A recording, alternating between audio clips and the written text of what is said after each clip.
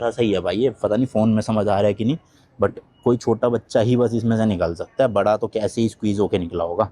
तो ये पूरी सीवेज लाइन थी उस टाइम की। देन प्रिजन में ही स्कूल भी बनाया गया था उस टाइम पे। ये वाली लाइन तो फिर भी थोड़ी ज़्यादा चौड़ी लग रही है, बट स्टिल इसमें से भी निकलना बहुत मुश्किल ही है एक तरह से, आप देख सकते हो। अच्छा, ये 11 से 16 मार्च 1945 में 100 प्रिजनर्स जो है वो इससे एस्केप होना चाह रहे थे, क्या हो गए थे, मतलब एस्केप कैसे निकले होंगे भाई, मेरे को तो समझ ही नहीं आ रहा। कितना सा तो है ये। बाकी ये दिखाया गया कैसे मारपीट की जाती थी उस टाइम पे। तो बेसिकली फ्रेंच रूल के दौरान जो भी यहाँ के लोग प्रोटेस्ट कर रहे थे ना, पॉलिटिकल लोग, उनको इस जेल में रखा जाता था।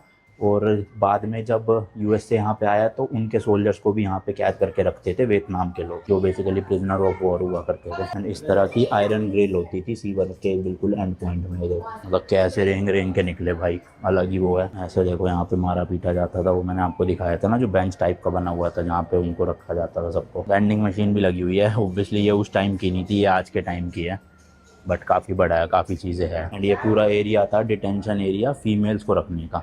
यहाँ पे फीमेल जो कैदी हुआ करते थे उनको रखा जाता था। देखो बेंच लगे हुए हैं, देखो सारी औरतें और उनके बच्चे यहाँ पे। बेंचेस वैसे ही बने हुए सेम टू सेम, पर इनके पैरों में वो नहीं बांधा हुआ शायद से, वो सिर्फ मेल के उसमें ही बांधते थे, क्योंकि यहाँ रखा नहीं हुआ वो पैर वाला ना। और ये कुछ रियल फोटोज हैं उन फीमेल्स की जो फ्रेंच कॉलोनिस्ट के द्वारा यहाँ पे मतलब कैद करे गए थे। एंड ये सब चीज़ों का यूज़ किया जाता था उनको टॉर्चर करने के लिए, जैसे बोटल्स हो गई, स्टिक हो गई। ये क्या चीज़ है भाई, इससे कैसे टॉर्चर करेंगे। बाकी ये तार वगैरह है, ये तो आपको दिखाई दिया था कि आयरन शेकल जिससे मतलब उनके पैर बांधे जाते थे। ज्यूट बैग, ये बैग्स थे भाई उस टाइम बोरी टाइप की, इससे भी टॉर्चर किया जाता था।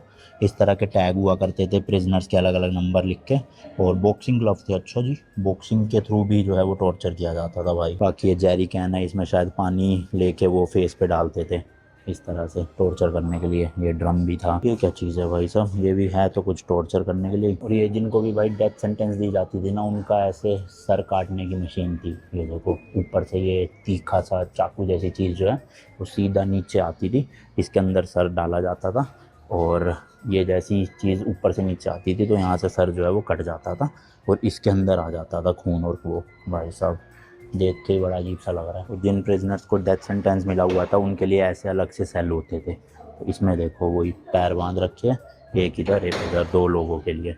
फिर यहीं से ऐसे ले जाके उस वाली मशीन से जो है वो सर काट दिया जाता था। मतलब फांसी भी दे सकते थे भाई नॉर्मली, बट ये सर काटना तो कुछ ज़्यादा ही एक्सट्रीम हो गया है ना। बाकी ये पूरे प्रिजन थे जो मैंने बताया, जिनको भी डेथ सेंटेंस मिली थी वो लोगों को यहाँ पे रखा जाता था। जैसे पहला सेल ये हो गया, फिर इधर की साइड से देखोगे ये दूसरा, कितने बड़े बड़े हैंडल थे देखो। और इस तरह का भाई पूरा ये खिड़की हुआ करती थी बस।